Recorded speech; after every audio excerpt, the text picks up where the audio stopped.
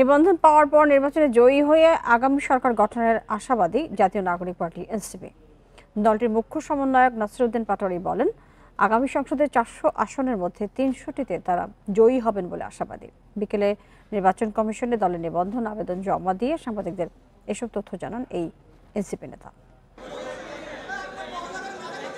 নিবন্ধন আবেদন জমা দেওয়ার শেষ দিন সকাল থেকেই কমিশনে আসতে থাকে বিভিন্ন নামের নতুন নতুন রাজনৈতিক দল।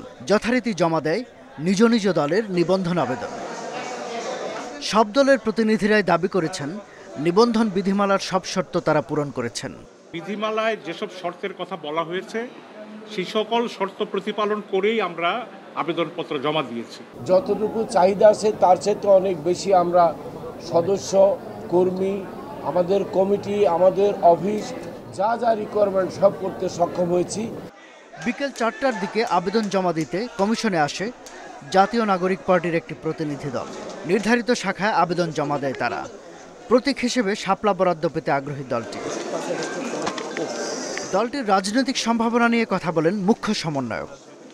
আগামীর পার্লামেন্ট ভোট ব্যাংকে এনসিপির শাপলা প্রতীকে পুরো বাংলাদেশের মানুষ জয় জয়কার করে দিবে। এনসিপির নেতৃত্বে নতুন সরকার গঠন হবে। 400 আসনের মধ্যে 300 আসন এনসিপির ঘরে থাকবে ইনশাল্লাহ, এবং এবারই এনসিপি পার্লামেন্টে জাতীয় সরকার গঠন করবে। পরে ট্রাক ভর্তি নিবন্ধন আবেদনের নথি নিয়ে কমিশনে ঢুকেন দলটির আহ্বায়ক। প্রক্রিয়া শেষে নির্বাচন প্রশ্নে দলের অবস্থান তুলে ধরেন। জাতীয় ঐক্যমত্য কমিশনের সংস্কারের একটি কার্যক্রম চলছে এবং আমরা ডক্টর মোহাম্মদ ইউনূস উনি জাতির কাছে কমিটমেন্ট দিয়েছেন যে জুলাই মাসের মধ্যে জুলাই সনদ হবে এই ঐক্যমতের ভিত্তিতে।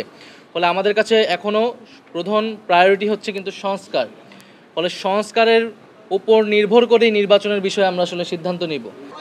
সাংবাদিকদের প্রশ্নের জবাবে নাসিরউদ্দিন পাটোয়ারী বলেন, এই নির্বাচন কমিশন পুনর্গঠন হবে। ইসি পুনর্গঠন হবে, আমরা বিকল্প বি অপশনে যাচ্ছি না। শাহাদাত স্বপন, ইন্ডিপেন্ডেন্ট নিউজ, ঢাকা।